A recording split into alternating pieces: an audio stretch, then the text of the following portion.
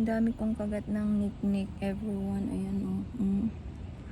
Namula-mula na. Namula-mula na. Pero yung aking pusa is okay pa din. Bakit kaya pag yung niknik ang kumagat is tumatagos doon sa laman ng ano mo? Hoy! Hindi dyan. Kakaiba tong pusa ko. Hindi siya takot sa ano. Hindi siya takot sa tubig. Alam niyo yun?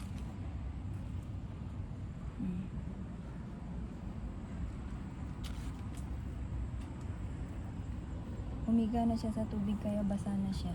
Ayan o. Natapakan din niya tubig. Saan kayo nakakita ng pusang ganyan? Kakaiba. Ayun na. Uwi na tayo. Sa oras na tayo dito. Diba, wow lang. Kulatins. Ang kulit-kulit. Ayaw niya pang umuwi. Gusto niya dito. So malamang ano to mamaya. Borlogens. Mabuburlog to mamaya. Ayaw na naman nito lumabas sa ano. Sa munting kuweba. May munting kuweba siya sa bahay eh. Ginawan ng tatay niya ng ano, towel na maliit.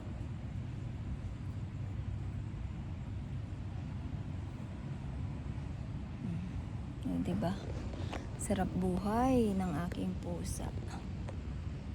Lakad-lakad lang. Gusto ko sana umupo kaso basa man. Dati umuupo ako dito eh. Sa ano na to. Basa. Di mabasa yung puwet ko. Magka-red pa yung aking pants. Dahil na, uwi na tayo oy. Uwi na tayo bebe. Uwi na kami. Uwi na kami. Hindi pa talaga siya umuwi. Ayaw niya pang umuwi. Kasi pag gusto niya umuwi, doon yung way niya. Ngayon hindi eh. Balik-balikan niya dito. Okay lang. Mamaya na lang kami umuwi. Konti. Kahit mga isang oras. Ay, mga 30 minutes pa para isang oras at kalahati kami dito sa labas. Magandang ano niya na yun. Magandang exercise. Pag pinagod mo siya dito, borlog siya mamaya. Maboborlog siya mamaya. At least, yun nga sabi ng tatay niya eh. Buti naman dinala mo siya sa park. Kahapon. Sabi ko umuulan kahapon, nung isang araw yun. Hindi ko alam kung saang lupalop ng mundo yun tatay niya. Baka nandoon siya sa outer space. Hindi, baka nandoon yun sa somewhere na opposite yung ano natin. Yung araw. Kasi ganito, nag-good morning siya eh. Pag-good morning lang niya, anong oras na 3:00. Pero hindi yun umuwi sa kanila kasi pag umuwi yun sa kanila sasabihin niya eh. I will visit my mom, sasabihin niya. Ngayon wala eh. Hindi niya sinabi. Every now and then, basta pupunta siya dun sa kanila. Kasi bibigyan din ako ng nanay niya ng ano. Malalaman ko din naman pag doon siya pumunta kasi binibigyan ako ng nanay niya ng kung ano-anong pagkain galing doon, yung mga delicacies nila. Ewan ko saan pumunta yun.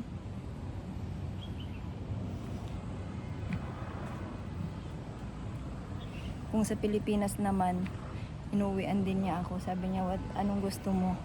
Anong gusto mong pasalubong?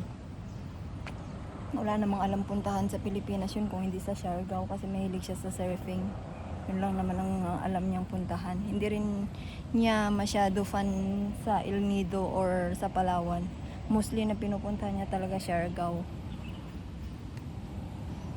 Siargao. At saka Camiguin nung nakaraan, sabi niya nung galing siya sa ano, tinanong niya ako kung paano pumunta ng Camiguin. Nasubukan niya isang beses. Sabi ko, bus, pwede. Ayun. Sige, lakad. Lakad. O siya, sige na. Bye everyone. Sa susunod ulit. Wala na. Nag-i-enjoy talaga siya sa paglalakad. Have a good day. Marami pang ulan to kasi mababa yung ano, mababa yung may kasabihan kasi yung mga matatanda kapag mababa yung lipad ng tutubi. Kaya maulan pa. Nasa baba pa lang sila eh, hinahabol niya tutubi. Kaya pala pabalik-balik siya. May nakita akong tutubi doon. No? O siya, sige na. Bye!